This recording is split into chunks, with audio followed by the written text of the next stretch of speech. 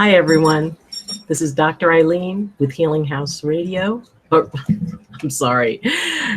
After 5 years of doing something for quite a while, and the fact that I'm sitting in front of a microphone again, go into the old pattern, but that's okay.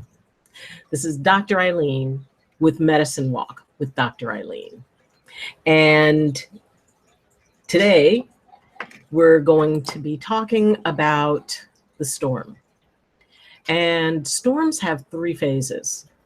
There's the phase where it's the oncoming storm, and you can really, kind of get that feeling that something's coming up. There's the storm itself, and then there's the aftermath of the storm.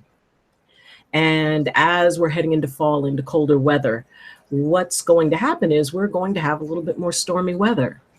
Now, the storms of the body, the mind, and the spirit have the same pattern. We all get that feeling when there's a disturbance in the force, when there's something that isn't quite right. And maybe it's just that little voice in the back of the head saying, stay alert, something's up. And then things start to fall into place, or often fall out of place. And what happens is a sequence of events begins that starts to really affect our balance and our ability to stay in our good, happy place. Then the storm comes and we're in it. And often once the storm hits, well, there isn't really much you can do about it. Normally there are three things. You can either try to run from the storm during the oncoming storm phase. You can try to avoid it. You can try to distract yourself from it. Or you can find shelter and you can just hunker down and try to manage it the best you can. You can try to ignore the storm and pretend like it doesn't exist at all. Or you can learn to ride the storm. And there's a lot to be gained from learning how to ride the storm, because it's in that you really learn about how to manage. You learn about what it is that the storm is meant to teach you. Now, there is no wrong way, and each person has to do what they feel that they need to do, because it's in that place of managing what's happening in our lives that we do become our most authentic self. We can't hide from the storm, and the storm is going to reveal what it's going to reveal. And often there is a gift that comes from it, even though the storm can be really, really hard and really challenging. And we all have those storms that come into our lives. It may be a storm of finances. Suddenly all the bills are due and you're not sure how you're going to manage it. It may be a storm of relationship where you have this wonderful thing that is very precious to you, and yet there's something wrong. There's aggravation, there's anger, there's, all those things that can come in and really disrupt a relationship. Maybe it's a storm of the spirit. Maybe it's coming to that place where we all reach, where maybe we're having a crisis of faith. Maybe things aren't going so well, and all the tools that we use aren't working. And that can create a storm within our own sense of self. Who are we? Who are we really? And do we have the help and the backup of the universe the way we'd like to believe we do? Because when those times get tough, when the storm gets bad, it's very easy to lose faith. So, how do we manage it? How do we take on what it is that we need to in order to get through it? The trick is to find an eye of the storm. And the best way to find the eye of the storm is to create it. Now, when Hurricane Andrew went through Louisiana, my family was actually living there, my husband and my two sons and I. And it was really amazing to see and feel what it was to feel that storm coming. And we were watching on the news, and people were taping up doors and taping windows and just going outside and looking around, and we could see all of the preparation that was happening. Now, we were really lucky because we lived in an area where all our neighbors were so nice, and they would use phrases like, "So, is this your first hurricane?" Or, "Well, you're from California. I'll bet you're glad you're not in an earthquake." And I'd be thinking, at least we don't have a season for them. But they taught us how to prepare. They taught us what we needed. And the local stores, they were just amazing. People were going down there the day that it was scheduled to hit our area. People were going down there. If they didn't have money for things like batteries or water or tape, the stores were giving it to them. They would just say, it's like, here, just take what you need and bring the money afterwards. You can pay us afterwards. And that is such a beautiful thing, because even when things happen, when things get scary, the best of humanity can come out. And it may just be as simple as a neighbor coming by after they finish taping up, helping my husband, "No, you want to do it this way." And so we were prepared. And feeling the change in the air, feeling everything. There was a tension. Suddenly all the birds got very quiet. Everything got quiet. And then we went inside and we waited. And then the storm hit. And that was actually one of the first times in a very, very long time since I was a child that I actually heard the emergency broadcast system say, "This is not a test. Get to the centralmost room in your house."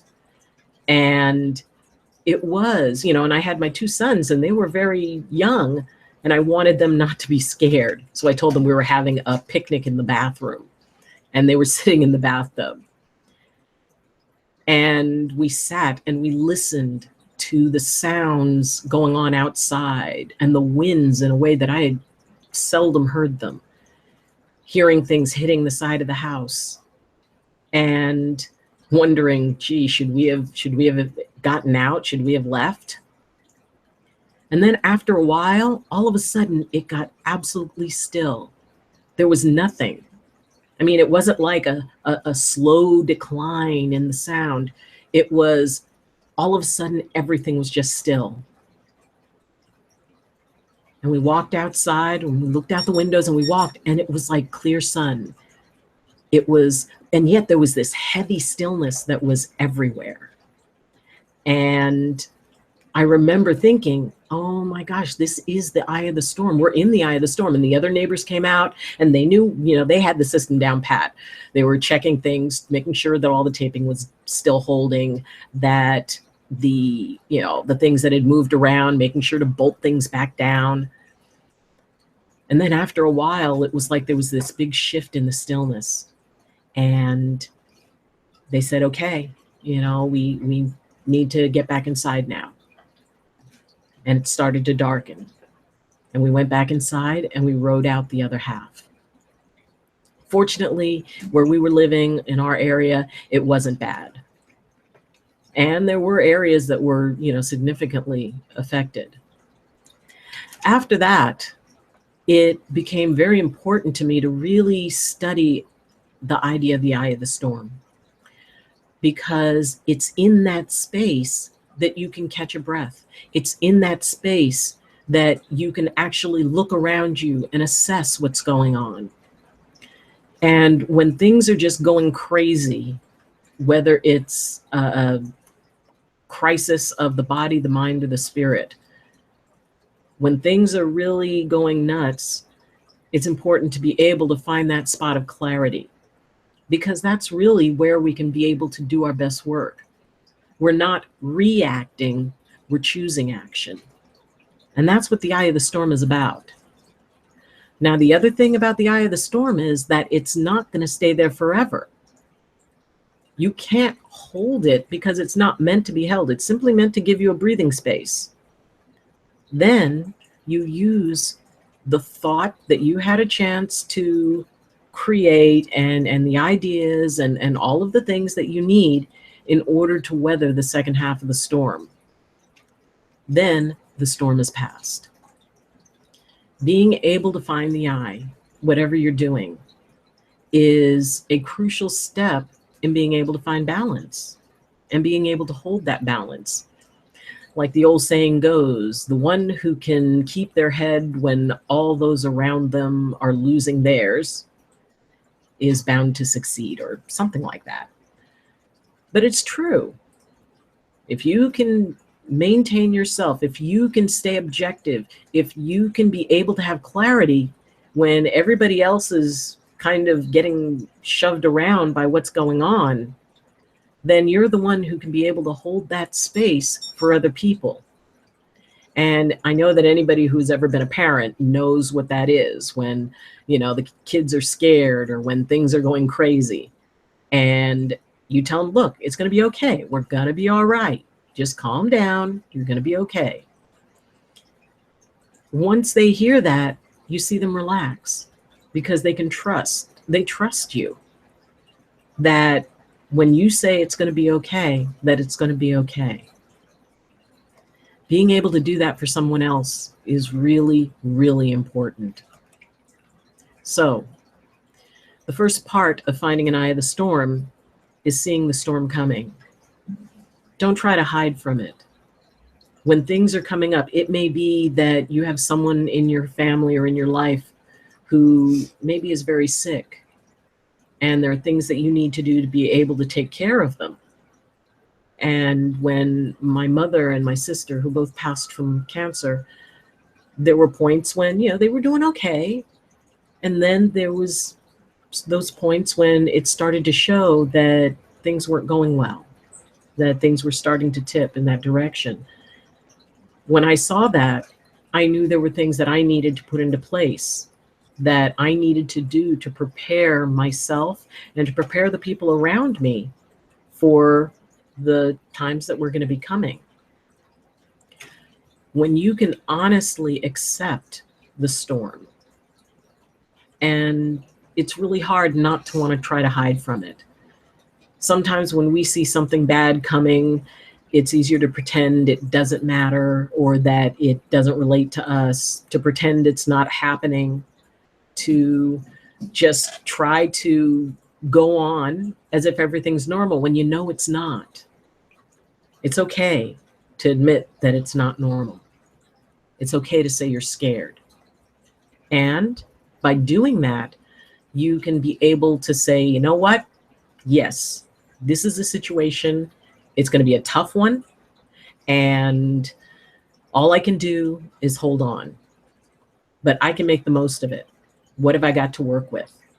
How is it that I can tape my energetic windows? How do I make sure that my spiritual lawn furniture is not going to bang into the house? Take a look at what it is that is coming realistically, but without fear. Don't be afraid of it. Because if you can view what's coming as simply an event, it doesn't have to mean anything. It's an event. How you prepare for an event. What do you need to do to manage it in the best way possible? Move through that, and then you don't have to go into fear. Then, when you've done everything you can to prepare for whatever it is that's coming up, maybe you have to have a discussion with somebody that you really don't want to have because it's going to be very volatile. Like maybe it's a family member, maybe it's sharing something that you haven't shared with someone, a secret that you've been keeping that does not serve you to keep. When you need to speak your truth. Storms can be really large or they can be really small, but they can still be intense. So, what is it that you need to do? Is it that you need to center yourself? You need to meditate? You need to make a list of all the positive things that will happen on the other side of it. Remind yourself how brave you are and how courageous you are, because you're doing something that while you really don't want to go through it, you're facing it with courage and dignity. And it's important to remind ourselves how brave we are, because sometimes it gets hard and we get scared. And when you're dealing with someone who's scared, one of the best things to do is say, you know what, I am so proud of you. And honestly, for all of you who are going through something, I'm proud of you. I mean that from my heart, because we all need to hear that. We all need to hear, you are so brave, and I know you're going to be fine. You're going to be better than fine. We can do that for ourselves. We can say that into the mirror. We can tell somebody else about what we're going through so that they can share that with us. But that's a part of the preparation. That is a part of embracing that what's going to happen is going to happen, and you're going to make the best of it. That the storm is going to go through, it's going to do whatever damage it's going to do, and then you're going to rebuild. So the pre-storm phase ends, and then the true storm hits. And it's rough, and it's scary, and it's unpredictable, and it's intense. And when it happens, even if you've prepared for it, there could be some really significant emotional stuff that happens with it. So just hold on. That's when you find the eye of the storm. That's when you take a breath and step back and take a moment.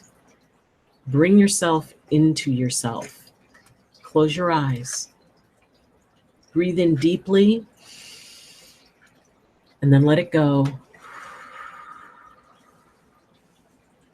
One of the things that is often suggested is that you exhale twice as long as you inhale. So if you inhale for a count of 4, exhale for a count of 8.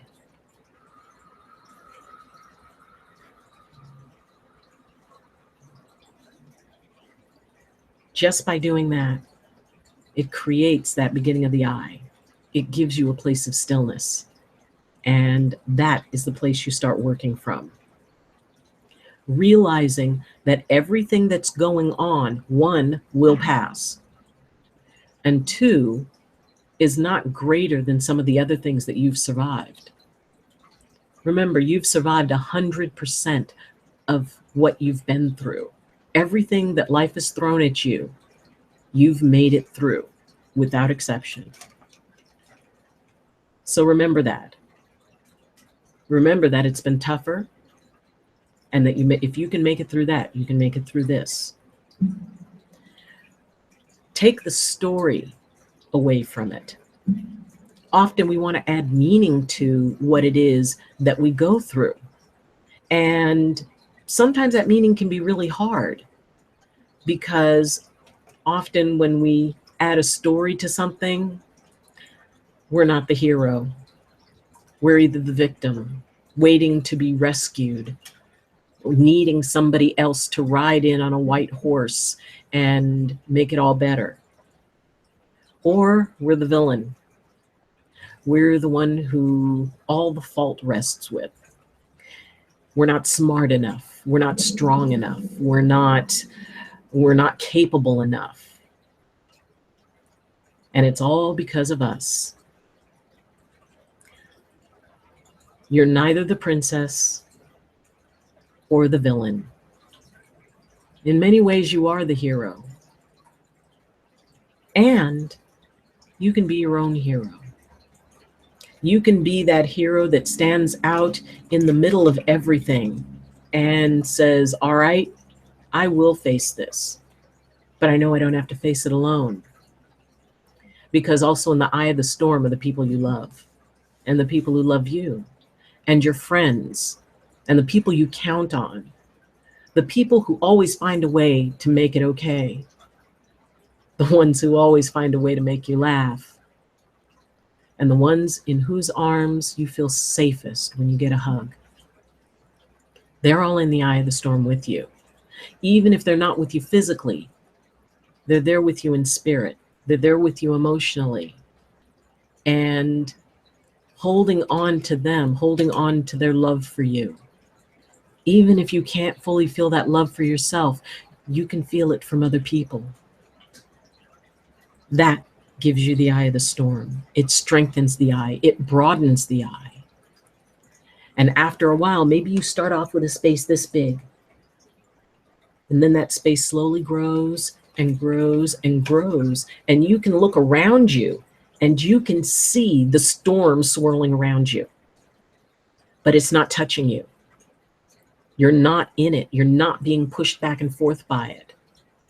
And you have choice. It's in the eye of the storm that you have choice.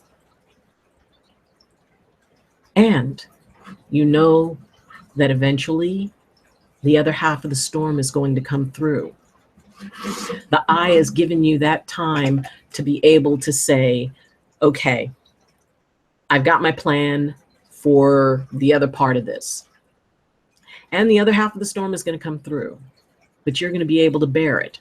Because one, you know that you've already been through, the most intense part. And then as the storm fades and the sunlight returns and the birds start to sing again, you assess, all right, how did we do? How stable was my home? How did I do in preparing for it? Where are the places that, you know what, the next time the storm hits and it's going to hit again, the next time, here's what I'm going to do because I did pretty good, but I know I can do better. And I can make this more solid. And it's in that aftermath of the storm that usually we figure out where the gifts are. What did we learn from it? How did we grow from it? What is it that the storm took away? Because often that storm may blow something out of your life that you don't need anyway. And the really great part is that if you're willing to let it go, you don't have to deal with it coming back. Bless it and let it go. Because there is a purging, there is a clearing that happens. There is something so pure and clean about the air after a rainstorm. You can smell it. And once that's passed and you notice, wow, I guess I won't have to rake the leaves. Not worried about that because they're all blown away. And there's always some cleanup. There's always some things that will be there for you to kind of put back into order. But maybe you put them back into order a little bit differently in a way that serves you better. It doesn't matter what type of storm it is. Just know that there's always going to be one. Know that there is always going to be that time when you're being challenged. And it's not bad. It's not, it's not something to avoid.